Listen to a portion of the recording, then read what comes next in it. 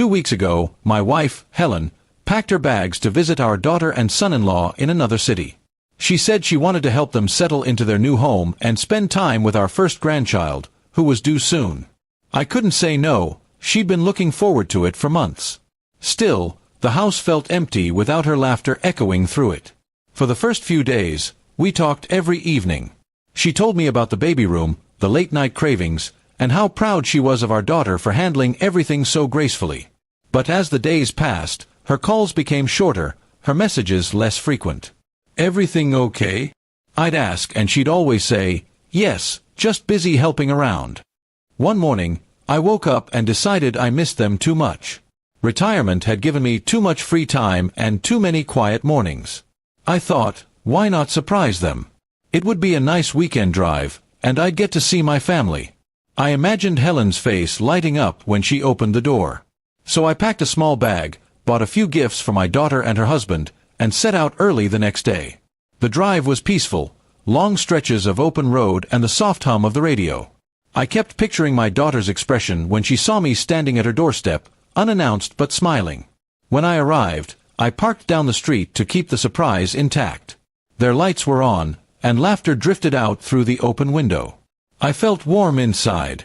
I walked up to the door and knocked softly. After a few seconds, my son-in-law opened the door. His expression surprised, almost startled. "Dad, what are you doing here?" he asked, trying to sound casual. Before I could answer, I heard a voice from inside. It was Helen's, but she sounded upset.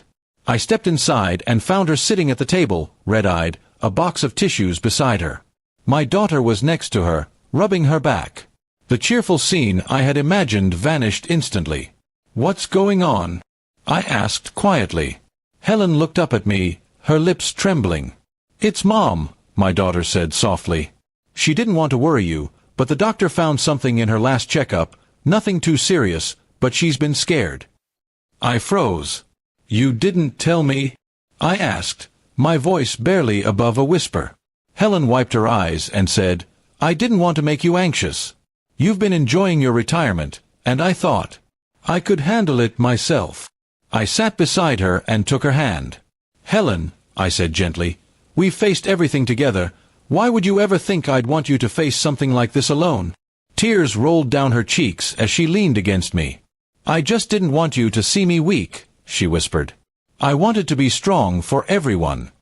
For a moment, no one spoke. My daughter placed her hand on her mother's shoulder, and my son-in-law quietly stepped out to give us space. I realized that the surprise I had planned wasn't about me showing up, it was about me being there, truly present, when my family needed me most. We spent that evening talking openly, about fear, love, and all the things we keep hidden thinking we're protecting each other. It turned out her condition was treatable, and she had already begun the process. Still, she admitted she felt better finally sharing it. That night, we stayed up late, laughing and telling stories from our early years. For the first time in a while, it felt like life had slowed down just enough for us to appreciate each heartbeat, each smile. The next morning, as the sun lit the room, Helen looked at me and said, "Maybe it's good you showed up when you did."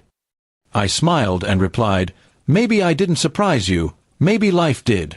And in that quiet house, filled with love and relief, I realized that sometimes the best surprises are the ones that remind us what truly matters, being there when we're needed most, not just when it's easy.